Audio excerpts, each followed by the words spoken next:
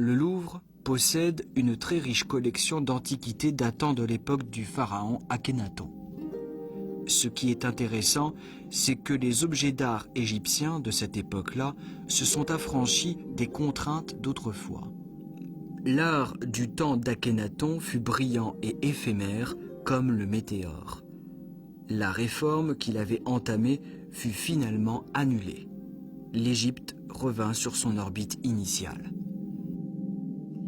再从公元前2600年的古王国到公元前600年左右的新王国，在这个漫长的历史时间中，埃及艺术呢，它基本保持了它的一些固定的特征和性格，基本没有发生巨大的变化。这个情况呢，就像埃及的地理一样，好像是巨大的沙漠、巨大的河流，好像它永远不变一样。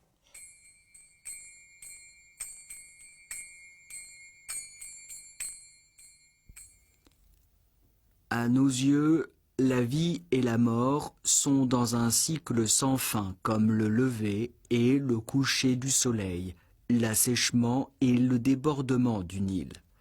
Le Nil nous sert de ligne de démarcation entre la vie et la mort. Nous construisons une ville sur la rive est du Nil et les temples, les nécropoles sur la rive ouest. Ce qui permet aux morts d'embarquer à bord de la barque solaire pour voyager dans le ciel au-dessus de la terre et du Nil avant de retourner à leur tombeau. Nous avons la ferme conviction que l'âme reviendra dans le corps humain à un certain jour fixé par la divinité.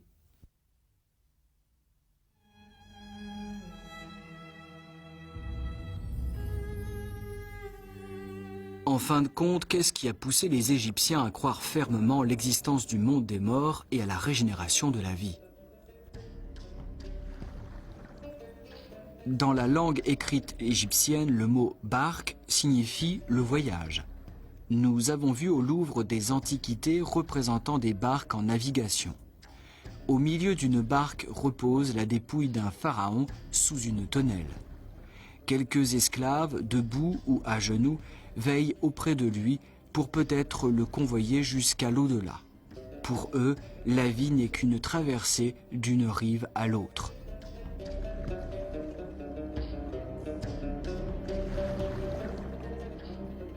La tête de la barque est peinte d'un œil mystérieux qu'on appelle l'œil Udjat, représentant la justice et la régénération de la vie. Dans l'imagerie de l'Égypte antique, la mort n'est pas la fin de tout, mais marque le début de la régénération de la vie. Pour le défunt, cet œil est protecteur de son intégrité en attendant en toute sécurité la régénération de sa vie. On fait bien conserver la dépouille mortelle de soi-même, bien ranger les objets qu'on aime de son vivant, cacher ses animaux comme quelqu'un qui range ses affaires avant de partir tranquillement pour un grand voyage. Après le voyage, on retournera dans le monde des mortels. Voilà pourquoi on a trouvé tant de momies, voire des animaux momifiés dans les tombes égyptiennes. Puisqu'il y a une chose très importante à connaître dans le monde de l'égyptologie, au niveau de la pensée, il était clair dans leur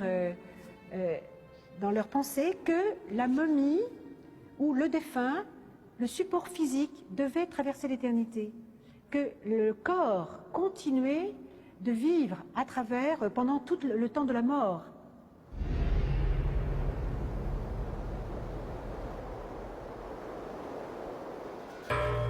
Dans les tombes des empereurs et souverains chinois, on a trouvé un moyen original de conserver le cadavre. Envelopper le défunt dans un linceul de jade cousu de fil d'or. 玉虽然是石头的一种，但是呢，因为非常漂亮、非常灵动，所以人们呢又根据这种物质的特点，把它想象成一种成仙或者美好世界的象征。这种象征性又使得玉变成了丧葬艺术的一个非常重要的部分，去想象一个美好的来生。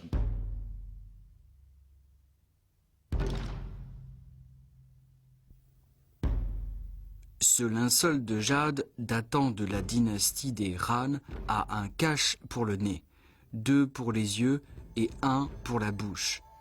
Ses mains ont été finement sculptées.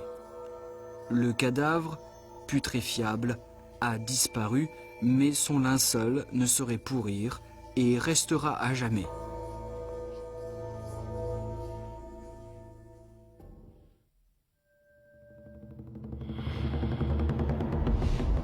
Avant l'introduction du bouddhisme en Chine, la notion de régénération de la vie due aux 6 moyens de passer au-delà du monde de la poussière n'existait pas. Avant la dynastie des Han, les Chinois croyaient à l'univers composé du ciel, de la terre et de l'homme. Le ciel représentait le yang et la terre yin.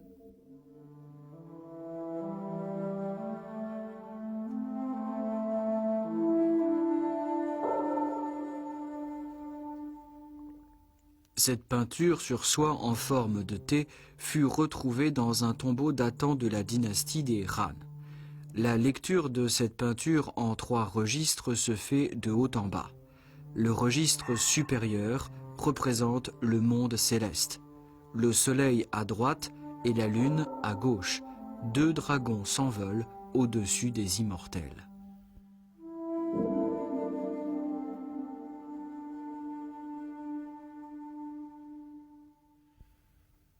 Le registre médian représente le monde humain. Une vieille dame reste debout de profil. Une personne est à genoux devant elle pour lui dire quelque chose. Au registre inférieur, c'est le monde des enfers. Un Hercule entouré de nombreux fauves et oiseaux fabuleux lève ses 2 mains pour étayer la terre. On dirait un monde miraculeux et mythologique.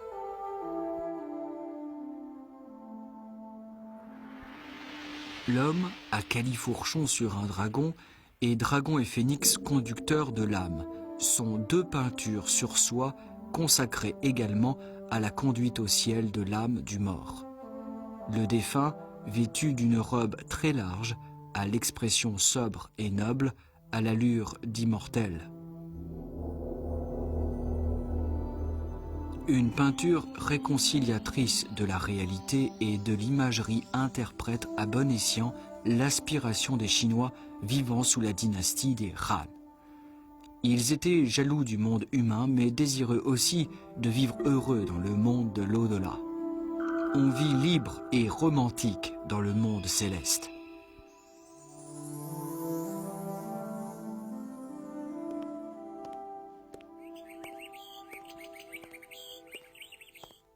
其实人类最早的艺术是和当时的社会活动、宗教活动或者礼仪行为分不开的。但是在这种行为里呢，人类创造了一种特别的东西，它这种东西和日常用品就不一样了，就是和我们的工艺品或者手艺品分开了。所以从这儿呢，就慢慢产生了艺术这个概念。”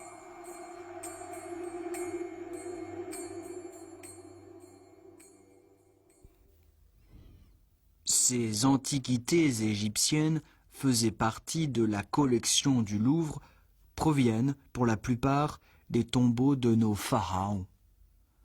Pour ceux qui reposent dans leurs tombes, ce sont des articles dont ils auront besoin dans une existence ultérieure. Nous avons également peint tous les détails de notre vie future sur les parois de nos tombes. Chez nous, un mort doit subir beaucoup d'épreuves avant de pouvoir entrer dans l'au-delà.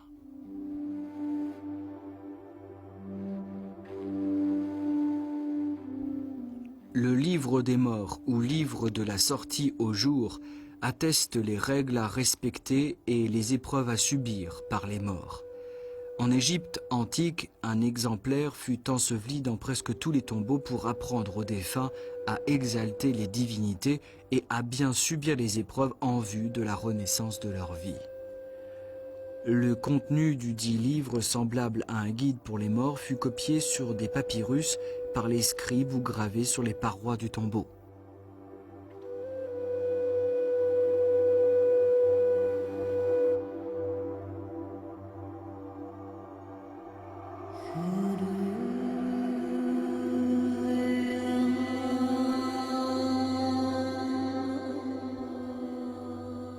D'après le livre des morts, le rite le plus redoutable pour un mort est la pesée de l'âme.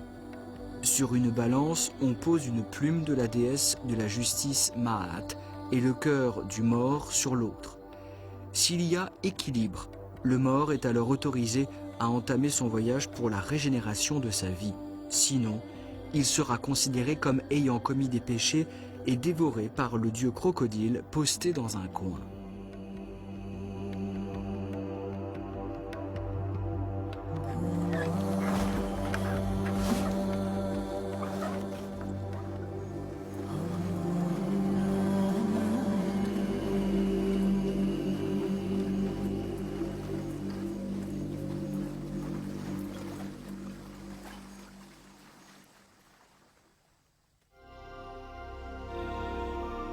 Ceci est une statuette gracieuse.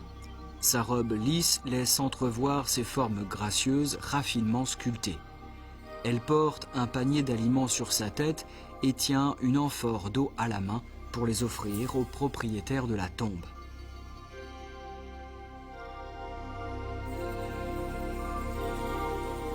Ces objets funéraires nous font connaître la vie au bord du Nil d'il y a plusieurs milliers d'années. L'attitude des anciens Égyptiens vis-à-vis de la vie et de la mort les rendait sereins, calmes et optimistes. Et la vitalité éternelle qui en découle, détachée du temps et de l'espace, nous séduit, nous autres contemporains.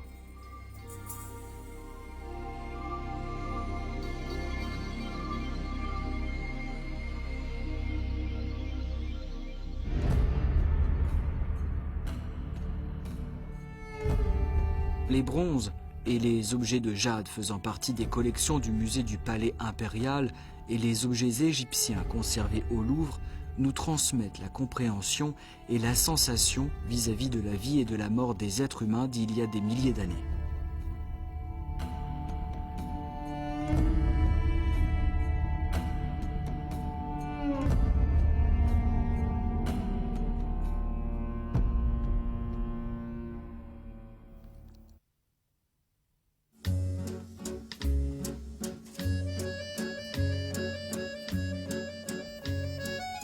Aujourd'hui, Victoire est au Louvre.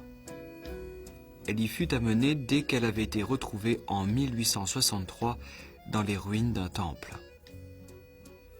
Elle n'est pas déposée dans une salle d'exposition comme les autres sculptures.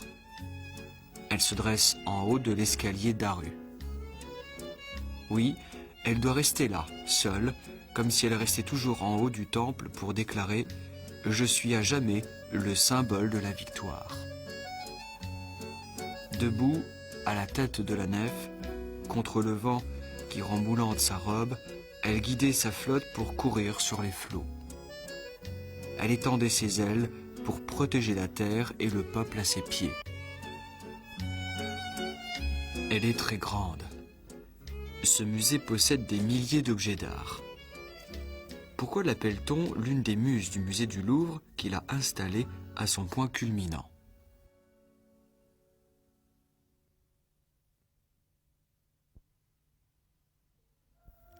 En Grèce, pays natal de la déesse Victoire, ce temple est connu par ses quelques femmes colonnes. On trouve facilement leurs sœurs au Louvre.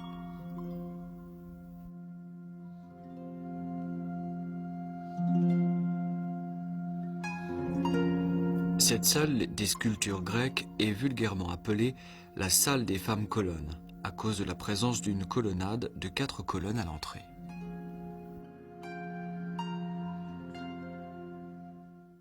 Mais c'est vrai que la culture occidentale, la culture française en général, est proche de la culture grecque, en ce sens qu'elle a choisi d'en faire une référence. Et puis aussi parce que notre univers, hein, les rues, regardez par la fenêtre, hein, le vocabulaire même architectural de l'architecture française, avec l'ordre corinthien, l'ordre ionique, est très lié à ce qu'a inventé l'art grec.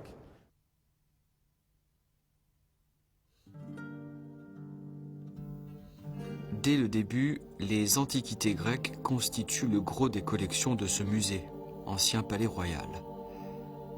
En les examinant, nous pensons à un passé très lointain et nous y voyons vraisemblablement une lampe allumée.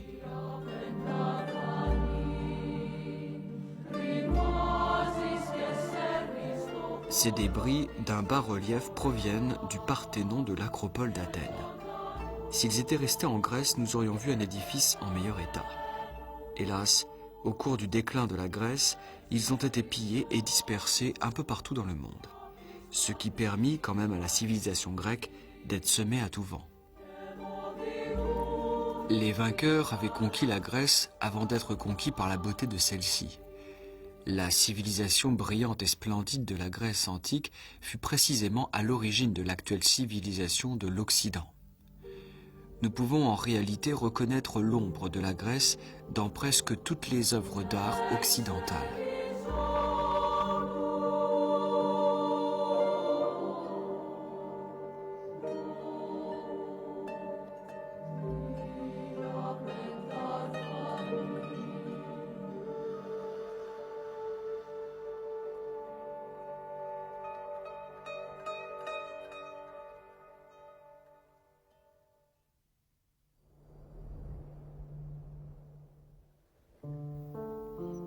Il y a un atelier de sculpture immense à l'Institut central des beaux-arts de Chine. La déesse grecque, Victoire, a franchi le Louvre et l'Occident pour venir jusqu'ici. Les étudiants qui font les beaux-arts doivent commencer par la peinture à partir de moulages en plâtre. Ils baignent ainsi dans la culture et l'art grec dès le début de leurs études. 在卢浮宫里边，它是放在一个大阶梯，两个阶梯对面那个阶梯的上边，很高，光线也很好，你真看上去它有那个气势。在这个地方，它就是当做一个观察和描写的对象。为什么希腊女神要带翅膀？而且这个翅膀是鸟的翅膀，因为它要飞，就得弄一个真的鸟翅膀。包括他们所有的天使，都是带着鸟的翅膀，而他把这个翅膀做的也可以活灵活现，也可以跟人的肉体结合得很好。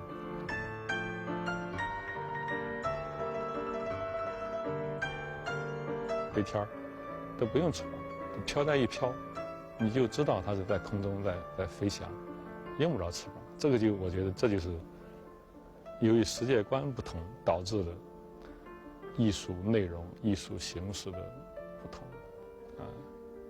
这个是它由于系统不同，然后细节也不同。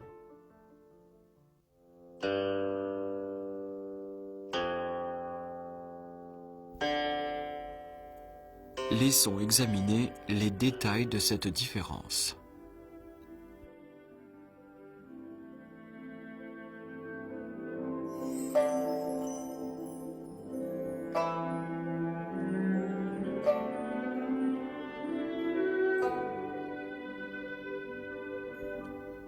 L'écart est bien évident. Si l'on ne tient compte ni de la structure, ni de la matière, ni de la forme, voire ni du thème, le problème majeur deviendra plus clair, à savoir pourquoi. Pourquoi cette différence puisque le soleil brille tant sur l'Orient que sur l'Occident? Qu'est-ce qui est à l'origine de nos arts et de nos conceptions du monde si différents?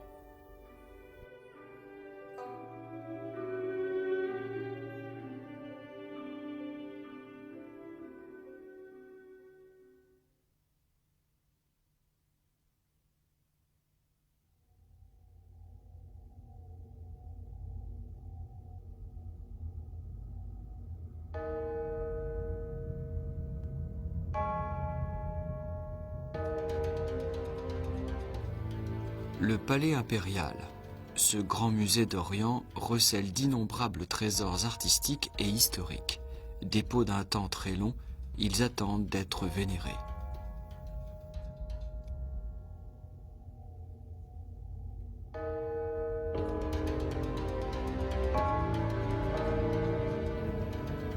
Si la Grèce constitue la première éclosion de la civilisation occidentale et que la sculpture est un signe de celle-ci, alors quel sera le signe de la civilisation orientale? La réponse à cette question ne tient guère au problème d'elle, mais à l'origine de la civilisation. Pourrions-nous élucider ce mystère dans cette immense cité à l'aide de ses architectures et de ses reliques?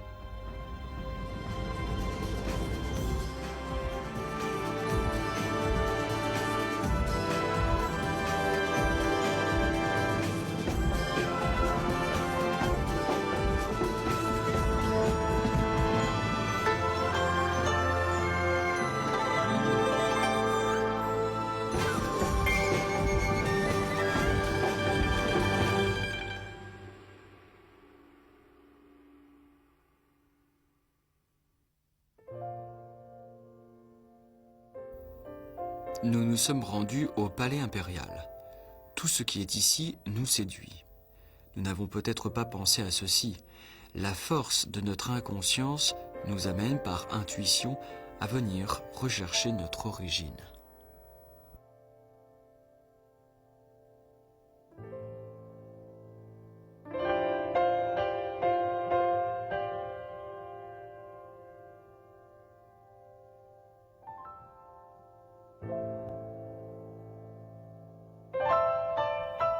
Lorsque les visiteurs viennent au Louvre, est-ce qu'ils sont conscients de ceci? Ce qu'ils voient ne sont pas seulement des antiquités, mais aussi leurs ancêtres et leur origine.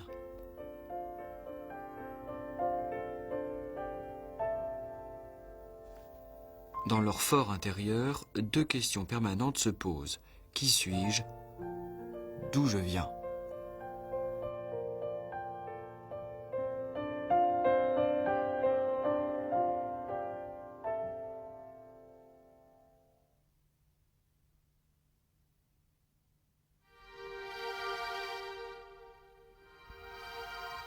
Il est difficile d'interpréter l'histoire.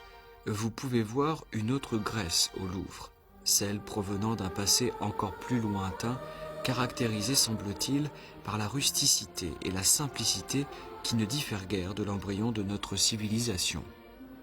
On sait pourquoi les choses ont évolué très vite.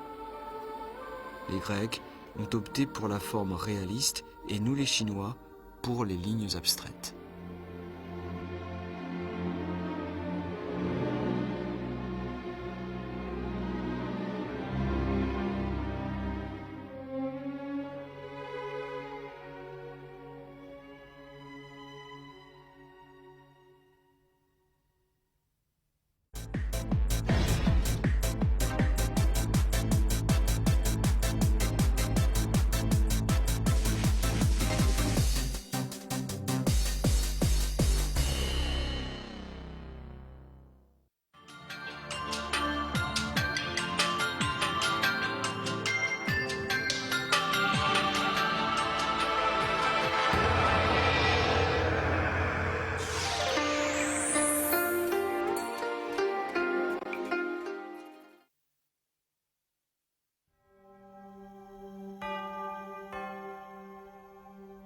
Ces édifices aux toiles jaunes dorées ne sont pas des palais impériaux.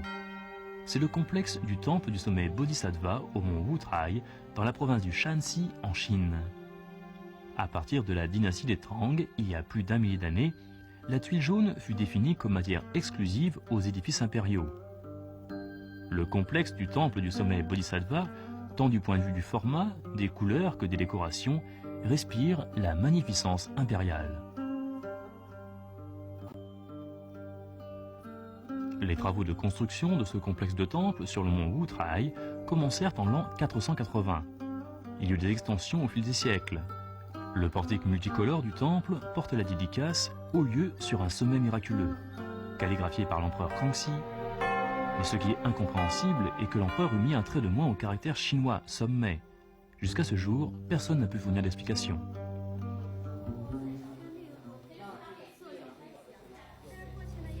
Dans la cour centrale, les caractères « Haut lieu sur le mont Wutrai » gravés sur la stèle furent aussi calligraphiés par l'empereur Kangxi.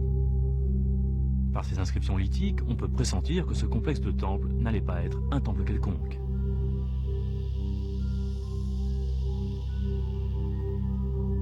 Le complexe comprend la salle Maharaja, la grande salle du trésor puissant et la salle Manjusri. Devant la grande salle du trésor puissant, des pins millénaires rivalisent de charme avec les stèles. À l'intérieur de cette salle sont posées les effigies de Sakyamuni et du grand maître Tsongkhapa. Le mont Boutraï est considéré dans le milieu bouddhiste comme le sanctuaire du Bodhisattva Manjusri. Comme les peuples Han, mongols, tibétains et autres ont la foi en Manjusri, le sommet Bodhisattva devint, après la dynastie des Song au XIIIe siècle, un haut lieu de pèlerinage pour les lamas tibétains et mongols. Les souverains de différentes dynasties profitaient juste de cette foi chez la population pour parvenir à l'unité des ethnies sur le plan idéologique.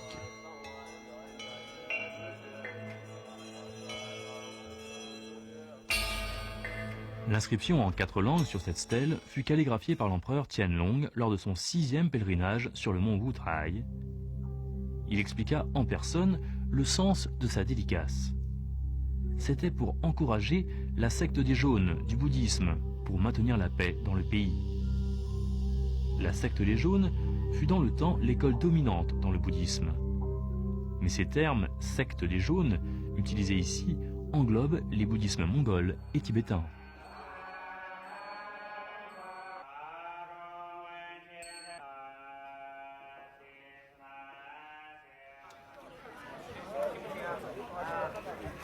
Le mont Wutrai occupe une place prépondérante dans la culture du bouddhisme tibétain et Han. Comme ce lieu est le plus proche de la capitale, les empereurs Kangxi et Tianlong, sous la dernière dynastie des Qing, séjournèrent au temple du sommet Bodhisattva lors de leur pèlerinage sur le mont Wutrai. C'est derrière cette porte que ces empereurs des Qing ont séjourné.